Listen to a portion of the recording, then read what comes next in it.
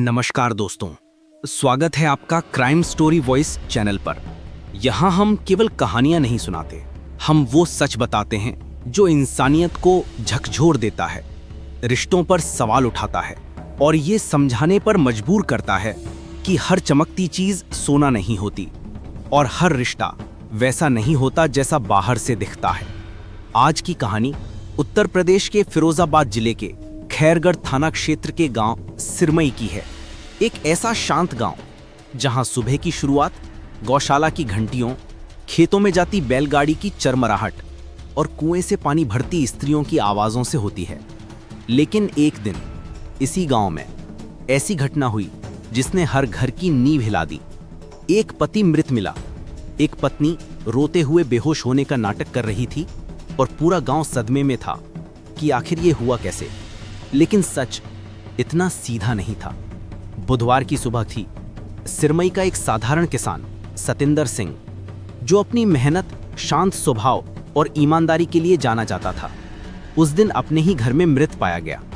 सुबह 6 बजे के करीब घर से चीख निकलती है, अरे कोई बचाओ, सतेंद्र नहीं उठ रहा। ये आवाज थी रोशनी की, सतेंद्र की पत्नी। गांव वाले दौड़े, कुछ ने देखा सतेंद्र चारपाई पर सीधा पड़ा है, उसके गले पर हल्का सा नीला निशान और कमरे का माहौल अजीब सा शांत। लोगों को पहले दिल का दौरा लगा, लेकिन सतेंद्र की उम्र सिर्फ 36 साल थी। खूब मेहनत करता था, दिखने में तंदुरुस्त। कुछ तो गड़बड़ थी। गांव की बुजुर्ग ने पुलिस को फोन कर दिया। खैरगढ़ पुलिस मौके पर पहुंची। Sub inspector Ashish Sharma team के साथ घर में दाखिल हुए। जांच शुरू हुई। कमरे में संघर्ष के निशान नहीं थे, न कोई टूटा सामान, न उठापटक। चारपाई के पास मिट्टी का एक दिया गिरा पड़ा था। सब इंस्पेक्टर आशीष ने रोशनी से पूछा, रात को क्या हुआ था?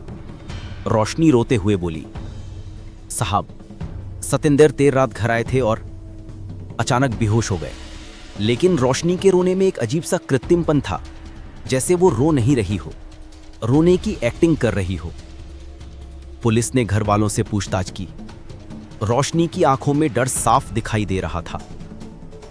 आशीष शर्मा को शक हुआ, यह महिला कुछ छिपा रही है। पोस्टमार्टम रिपोर्ट आई। रिपोर्ट देखकर पुलिस टीम सन्न रह गई। मौत दिल का दौरा नहीं थी, गला दबाकर हत्या की गई थी। अब कहानी बदल चुकी थी। पुलिस ने रोशनी को हिरासत में लेकर सख्ती से पूछताछ की। शुरू में वो रोती रही, कसम खाती रही कि उसने कुछ नहीं किया। लेकिन जब पुलिस ने सबूतों का जिक्र किया, उसकी आवाज डगमगाने लगी, चेहरा उतर गया, शरीर कांपने लगा और फिर 30 मिनट की पूछताछ में वो टूट गई। रोशनी ने कहा, साहब, गलती हो गई, बहुत बड़ी गलती। मैं डर गई थी, इसलिए झूठ बोला। कमरे में सन्नाटा फैल गया। आशीष शर्मा ने धीमे से पूछा, क्या किया तुमने? रोशनी ने कांपते हुए कहा, मैंने और गोविंद ने सतेंद्र को मार दिया। पूरा कमरा जम सा गया। गोविंद? कौन गोविंद? रोशनी ने लंबी सांस ली और सच्चाई सबके सामने उगल दी। गोविंद रोशनी का सगा भांजा, उम्र लगभग 22-23 साल। कई सालों से गांव में आता जाता था, काम में हाथ बंटाता था और धीरे धीरे रोशनी और गोविंद के बीच एक गुप्त नजदीकी बढ़ी। वो दोनों आपस में एक दूसरे के साथ लिपटे हुए थे और अर्धनग्न अवस्था में आपस में सेक्स कर रहे थे। ये देखकर सतेंद्र का मन और दिमाग हिल उठा। उनके बीच ऐसा अनुचित जुड़ाव हो चुका था जिसे समाज कभी स्वीकार नहीं कर सकता था। ये बात सतेंद्र को पता नहीं थी, या शायद वो शक करता था, लेकिन सबूत नहीं था। लेकिन उस मंगलवार की रात सब कुछ बदल गया। मंगलवार रात करीब 11 बजे सतेंद्र खेत से लौट रहा था। आमतौर पर वो देर से नहीं आता था, लेकिन उस दिन खेत में कोई गाय भैंस खोल गया था। उसे बांधते बांधते देर हो गई। घर का दरवाजा थोड़ा सा खुला था। अंदर धीमी धीमी फुसफुसाहट, अजीब सी आवाजें। सतेंद्र ने धीरे से कदम रखे। आंखों में शक की चिंगारी जाग चुकी थी। उसने कमरे का पर्दा हटाया और जो देखा, उससे उसकी दुनिया टूट गई। रोशनी और गोविंद एक ऐसी स्थिति में थे जिसने उनके गुप्त संबंध की हर परत खोल दी। सतेंद्र गुस्से में कांप उठा। रोशनी, ये क्या कर रही हो तुम? गोविंद, तू तो घर का बच्चा था। कमरा चीखों से गूंज उठा। गोविंद डर गया। रोशनी घबराई। सतेंद्र ने कहा, मैं इस बात को गांव में बताऊंगा, तुम दोनों को जेल भेज दूंगा। यही वो क्षण था जिसने आने वाले अपराध को जन्म दिया। रोशनी और गोविंद ने एक दूसरे को देखा। डर, शर्म और पकड़े जाने का भय उनके मन पर हावी हो चुका था। रोशनी बोली, अगर सतेंद्र सबको बता देगा तो हम दोनों की जिंदगी खत्म हो जाएगी। गोविंद ने घबरा कर कहा, हमें कुछ करना पड़ेगा। इन दोनों ने कुछ ही मिनटों में वो फैसला ले लिया जिसने एक घर को तबाह कर दिया। योजना थी रात में ही सतेंद्र को खत्म कर देना। गोविंद ने दरवाज़ा भीतर से बंद कर दिया। रोशनी ने सतेंद्र को बहलाने की कोशिश की, तुम शांति से बैठो, बात करते हैं। लेकिन सतेंद्र अब काबू में आने वाला नहीं था। वो चिल्ला चिल्ला कर सबको बुलाने लगा। यही गलत कदम था जो उसकी जान ले गया। गोविंद ने पीछे से झपटकर उसे पकड़ा।